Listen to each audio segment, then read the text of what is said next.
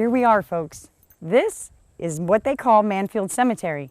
This is an old abandoned graveyard that they found out in the middle of the Withlacoochee State Forest. It sits about a mile, half a mile to a mile, right in between two trails just north of the Manfield Pond.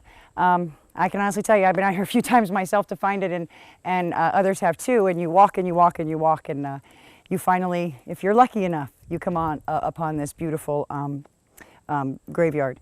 A few things about this. I want to tell you a funny little story. The other day, when you're in nature, you don't have much direction. Everything pretty looks the same. And I didn't really know where we were going. So we got out of the truck and we walked, and the first thing I heard was a bird, a hawk, that was screeching. So I said, well, that's the only thing I hear. He must be talking to me. Let's go that way.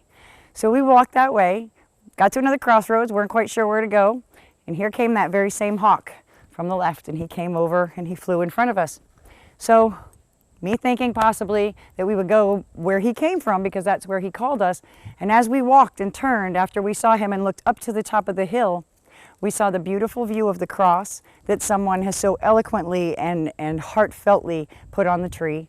And then we saw Miss Lucinda Wilson. Her stone was sticking out so that we could see it out through the trees and things.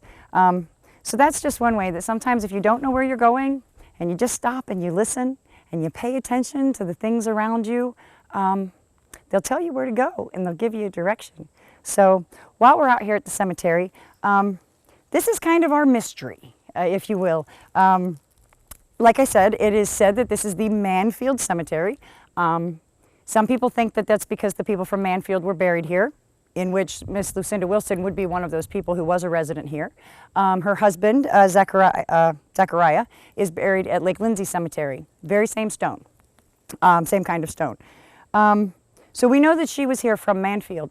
However, as you do some research into the other people that are seem to be here, the stones are all very different. They have been broken. They don't really seem to have any places where they're supposed to be. There's really not much rhyme or reason to where they are. If you do a little bit more in history, you will find where the Celtic crosses were found in this cemetery that had been vandalized, and that's a little snippet that's somewhere in history. So it got me to thinking when I was out here, if they were Celtic crosses, who were the people that were here? Were they the people from Manfield? Scottish settlers possibly that came in? We know that there were people in Manfield itself from 16 different states. We also know that Florida went back and forth between Spain and Britain quite a few different times.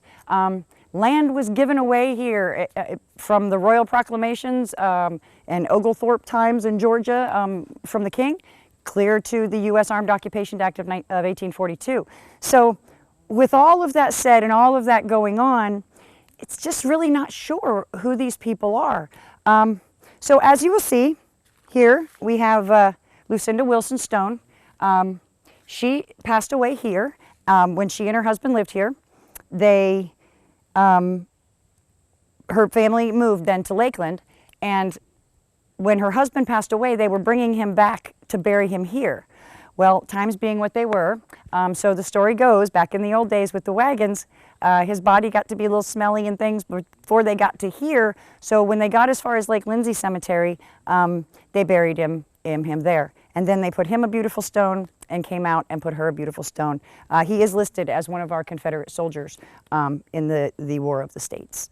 So while this is a regular, normal, natural, marble, everyday looking traditional stone, then you move, then you move over here, and if you see some of the other stones, most of them are broken. They'll be kind of shaled down the side like this. It's a very soft, whatever it's made out of. It's of course it's a rock, but you can see it's very soft. Most of these only have the initials on them. This one on this side has AC. Again, this one really isn't where I don't think it's supposed to be. There's a lot of these that aren't actually attached to the ground. If you look over here at this one, this tombstone is actually upside down. So we know that it's pretty much not where it's supposed to be. You see your J and your H and your W. Now, some of the families that lived here in the Scottish days were the Wilsons, and different, the Wynns was another family that was in this area, so it very possibly could have been one of their ancestors, but again, we're not sure of that. You can see how this tombstone is upside down, not only because the name is upside down, but if you look closely, you can see on the bottom where this was very obviously it was underground and it was buried. And as you look closer, you'll see within the stone are shells. There's different pieces of shells all through the stone, and there's some in those over there too. It's a little different to have that kind of stone out here. But we do have, of course, the coast is right there, so you have all of your oysters, shells, Indians, et cetera, et cetera. So it's not unusual that you would have those stones in there. I'm just not sure what they're for. Now again, if you start looking at these and you start thinking Celtic cross, and you add that little thing into it, and you flip this over, a Celtic cross is a cross that is a cross with a circle in the middle. It's called many different names, but it was slightly larger on the bottom than it is on the top. And if you look at some of these that have been broken, and whether they're upside down or not, you know, you can see that one end is definitely more tapered. So I think there is something to the fact that these people were not necessarily from Manfield, but this burial ground had been here. We also know that when it comes to being around water, like I said, people tend to go in each other's footsteps. So it was a good place to sustain life, and it's not unlikely that there was a village here before that, before Manfield, possibly back into the late 1700s. So there's just so many things out here. When you come out here and you really get down and you look at the stuff and you pay attention, it really makes you wonder. There's a lot of Florida history, friends, especially in this area that has been preserved here in the Withlacoochee State Forest. While that is a good thing that it has been preserved, it's also, there's more to find. There's not a lot of documentation on it because it is out here in the forest, and some of it has been lost, as people like to say. And me personally, when I heard that this was a lost graveyard and abandoned, it kind of tugged at my heartstrings. Nobody deserves to be forgotten. So I vowed to these people the other day when I was here that somehow, someday, I would do my very best to find out who they were and where they came from. So we're going to continue to do that. I'm going to put this back on you, friends, and I'm going to see if it's possible that maybe you all out there know something. It takes a village of people to raise a town and to raise a child, and it's no different with history. Everybody has their own little piece, and everybody's little piece is worth $1 million when they're all put together. So with us working together, I hope maybe we can find out and solve the mystery of the Manfield graveyard. So today, folks, I hope that I've showed you a lot about Manfield. I hope maybe you learned some things that you didn't know, and maybe it'll inspire you to come out and do some searching on your own. I'd like to thank you all, friends, for coming to visit us, continuing to be involved and to watch our show.